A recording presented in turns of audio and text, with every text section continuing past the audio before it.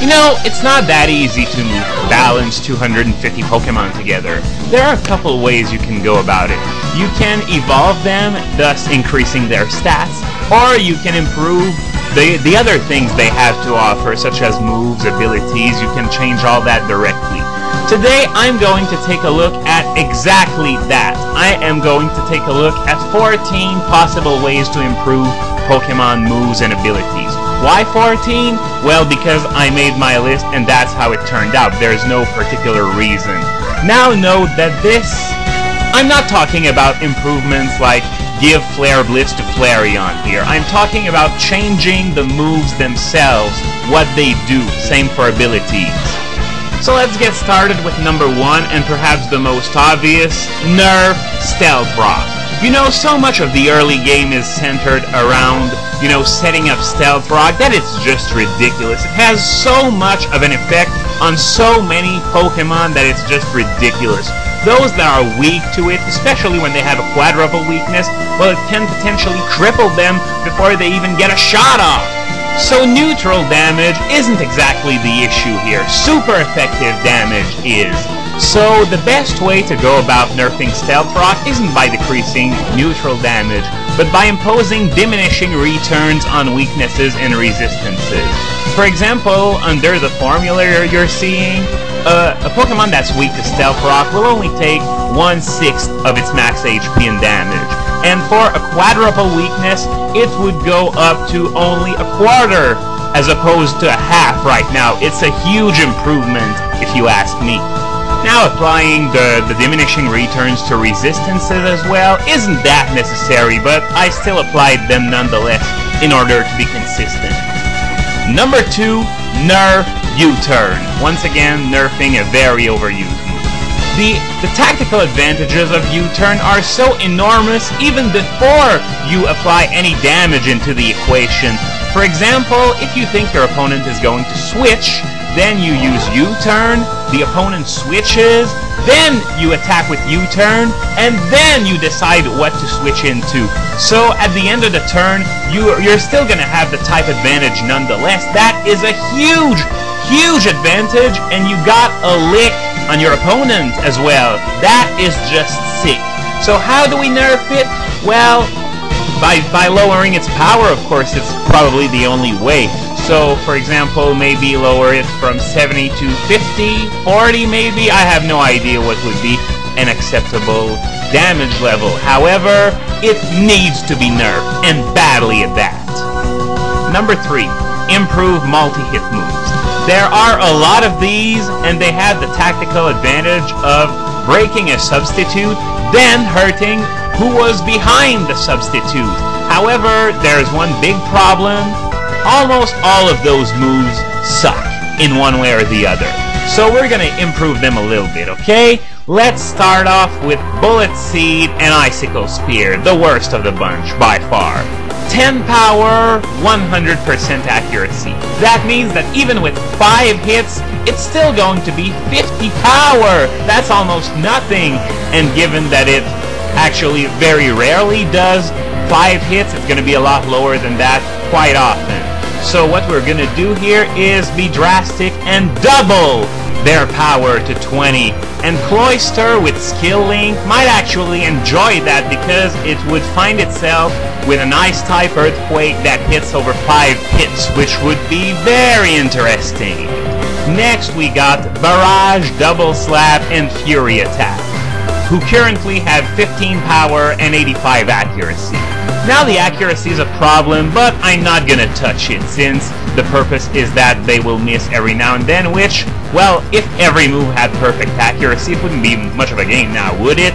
So what I'm gonna do is I'm going to raise their power a little bit higher than the other 2 moves I covered. I am going to increase them to 24 power so as to give them similar damage output. Next up is Fury Swipes with 18 power and 80 accuracy. I will increase the power here to 25, which would make Fury Swipes into a normal type Bone Rush or Rock Blast. And those 2 moves are actually pretty good. They're decent sub-breaking moves that can be used every now and then. Too bad there are better moves out there, so We still don't see them much, but you get the idea. We've also got Comet Punch, 18 power, 85 accuracy. I'm going to increase the power to 24, which will make that move the same as Fury Attack, Double Slap, and Barrage from earlier. So now that we're done with the attacks that attack 2 to 5 times, we're going to take a look at those that attack only twice, Double Kick and Double Hit. You see their stats there? What I want to do is combine their best aspects to make moves that have 35 power and 100 accuracy. So Double Kick's power would fall just a little bit under that of Brick Break, but it also has the advantage of breaking substitutes. And as for Double Hit, I really would have liked to take it further, but the fact of the matter is that MB Palm's already pretty good as it is, so pushing it even further might, push it over the top. You saw what happened with Scizor when they added only one move. I don't want to repeat that, honestly. Now for Triple Kick, which is exclusive to Hitmontop. Well, I know it's already pretty nifty on Technician builds, but it's Hitmontop. It still needs improvement, and badly.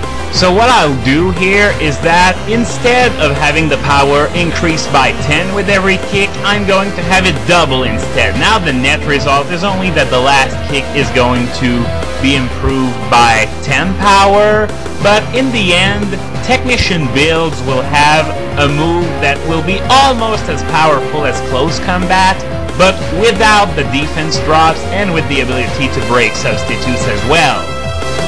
Okay, one last move, Bone Meringue. It has the same attack power as Earthquake, except it's spread out over 2 hits.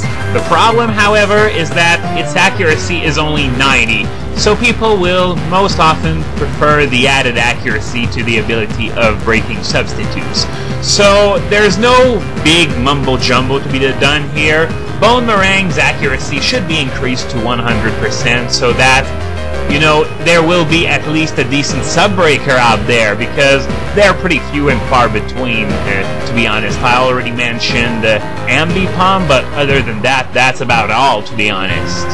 Number 4, turn Mega Punch and Mega Kick into fighting moves. How this hasn't been done yet after all this time is one of the biggest mysteries in Pokemon. So right now Mega Kick has 120 power and 75 accuracy, which makes it essentially useless in the normal type because return is better in all aspects. Whereas if it were a fighting move, well, it would have the highest damage output of any non-drawback fighting move. So for Mega Kick, there really is no need to do anything else than change types. Mega Punch, however, is actually pretty bad, so we're going to improve its accuracy to 100 so that it will at least be the same as the likes of Seed Bomb, X-Scissor, Dragon Claw, and Strength at least. Number 5, add a defense boost to ice types under Hail. And really, this should be an obvious one. They gave a special defense boost to rock types under Sandstorm, so why not do the same thing for Hail except with physical defense? I mean, we're looking to make Hail as useful as Sandstorm, and right now it's just not the case. So that defense boost could at least come in handy for certain ice types. Regice, I'm looking at you. Number 6, improve the power of Thrash and Petal Dance to 120, the same as Outrage. Another obvious one, and why this hasn't been done, I have no idea. Well, Petal Dance did increase its power from 70 to 90 in the last generation gap, but 90 is still not enough. We really need 120 in order to be as competitive as Outrage.